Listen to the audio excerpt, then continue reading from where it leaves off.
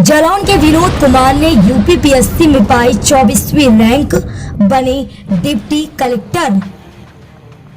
पिता कॉलेज में थे चतुर्थ श्रेणी के कर्मचारी, बेटा बना डिप्टी कलेक्टर। जनपद जालौन के जालौन तहसील क्षेत्र के ग्राम उदोदपुरा के बेटे ने यूपीपीएससी की परीक्षा में 24वीं रैंक की परीक्षा पास कर नगर तथा क्षेत्र का गौरव बढ़ाया। इनके पिता चतुर्थ श्रेणी के कर्मचारी थे, जिन्होंने अपने बच्चों को अच्छे संस्कार देकर शिक्षा दिलाई।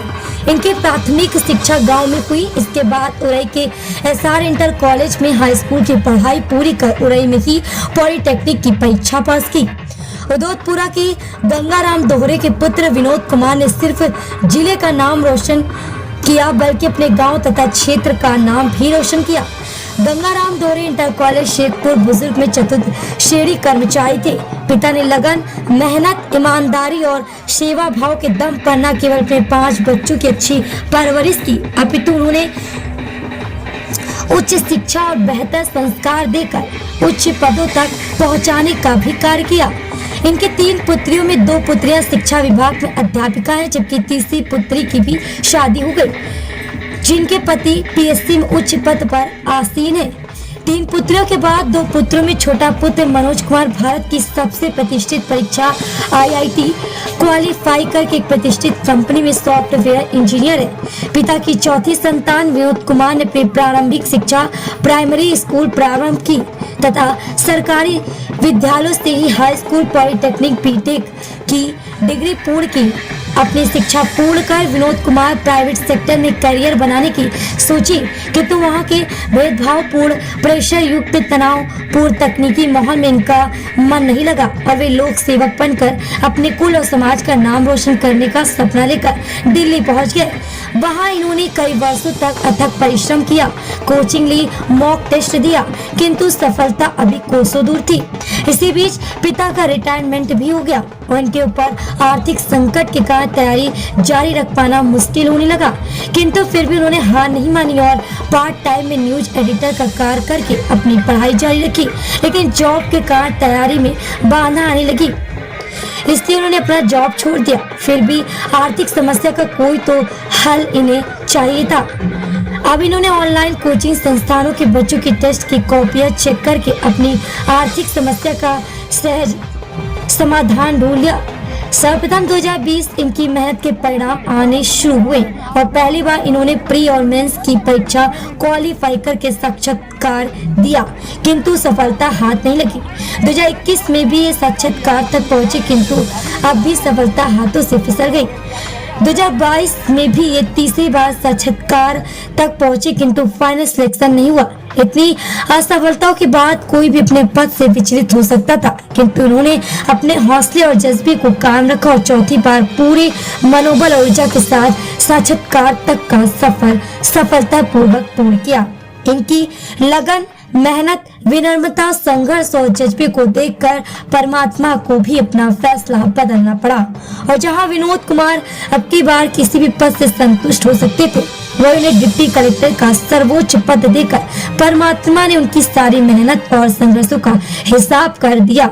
इस ऐतिहासिक सफलता के लिए न केवल विनोद कुमार अपितु उनके पिता गंगाराम दोहरे जी को भी बधाई के पात्र हैं, जिन्होंने अपनी छोटी सी नौकरी से अपने 5 बच्चों को न केवल बेहतर शिक्षा और संस्कार देकर अपने बच्चों को अपेक्षित मुकाम तक पहुंचाया, वरन समाज के सामने जो प्रतिमान प्रस्तुत किया वह निश्चय ही हम सभी के लिए अनुकरणीय है। निश्चय ही विनोद कुमार उनके पिता गंगाराम की यह त्याग, तपस्या, मेहनत और संघर्ष बोधिसत्व बाबा साहेब डॉक्टर भीमराव अम्बेडकर के प्रति सच्ची श्रद्धांजलि है, जिन्होंने अपना संपूर्ण जीवन देकर अपने समाज और देश के वंचितों के लिए शिक्षा और सफलता के सारे मार्ग खोल दिए।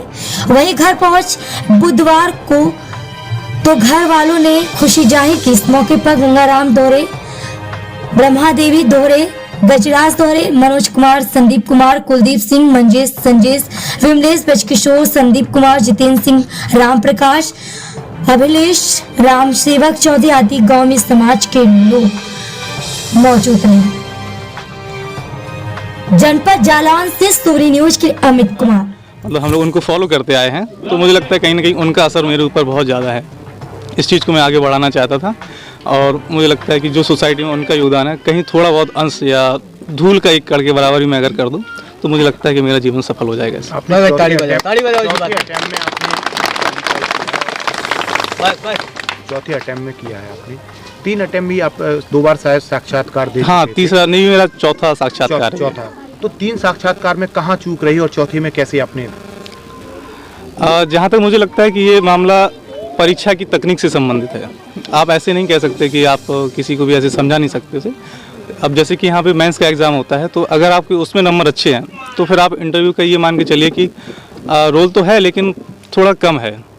तो मुझे लगता है ऐसा मेरे नंबर्स जो मेंस एग्ज़ाम का है बहुत अच्छे रहे हैं। यही वजह कि मेरी आज 24th रैंक आई है। तो मुझे लगता है मेरे मेंस के नंबर बहुत अच्छे रहे होंगे। अच्छा, क्या साक्षात्कार में कौन से ऐसे सवाल थे जो आप थोड़ा नर्वस हुए? ऐसा कौन से सवाल पूछे? एक जो सवाल था कि जो सबसे लास्ट में मुझसे उन्होंने पूछा था जाते समय कि ये आपका आखिरी क्वेश्चन है, आप मुझे ये बताएं कि आज आपकी जितनी उम्र है तो आप मुझे बताएं कि अगले साल आपकी उम्र बढ़ेगी या घटेगी।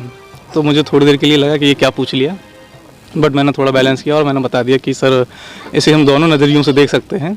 अगर हम अपनी पूरी उम्र को देखें तो यह घटेगी, लेकिन अगर हम आज की तारीख से इसकी तुलना करें तो यह बढ़ेगी। और इससे वो खुश हुए और मुझे बेस्ट ऑफ लक बोल के जाने के लिए कह दिया। अच्छा, अब इसके बाद क्या आप यूपीएससी की भी तैयारी में रहेंगी, क्योंकि आपका यूपीपीसीएस में हुआ है, तो यूपीएससी क्योंकि आप डिप्टी कलेक्टर के रूप में चयनित हुए हैं जी, तो आगे आप क्या और तैयारी करेंगे? मैं चाहता तो हूँ कि एक या 2 बार और अटेम्प्ट दूँ यूपीएससी के, जो कि मेरे पास अभी हैं, तो मैं फिर से कोशिश जरूर करूँगा उसके लिए। बट यहाँ पे मैं सेटिस्फाई हूँ, ये भी अच्छा है।